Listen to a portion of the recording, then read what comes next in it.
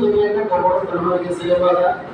আপনি তো রোজা মুসলমান, আমরা রোজা পালন করলাম, রমজানের রোজা রাখলাম, আনন্দ উল্লাস করলাম, ছেলে মেয়ে সংসার নিয়ে বাবা মা নিয়ে আনন্দ উল্লাস করলাম, ঈদের নামাজ পড়লাম, কিন্তু ফিলিস্তিনের মুসলমানরা কোনো কিছু করতে পারলো না। মার সামনে সন্তান মৃত্যুবরণ করতেছে, বাবার সামনে সন্তান মৃত্যুবরণ করতেছে রে বাজান, ভাইয়ের সামনে ভাই মৃত্যুবরণ করতেছে, সন্তানের সামনে মা মৃত্যুবরণ করতেছে রে বাজান। যেই ইহুদিরা আস্তে আস্তে মুসলমান দুশমন হয়ে গেছে বাজান, আল্লাহ কোরআন কারীম বলেছেন ইহুদিদের প্রকাশ্য দুশমন, কারণ তাদের থেকে আমাদের দূরে থাকার প্রয়োজন আছে না নাই? বাজার থেকে ক্রয় করবো না, ইহুদিদের স্টাইলে চুল কাটবো না, ইহুদিদের জামা পরবো না, ইহুদিদের প্যান্ট করবো না।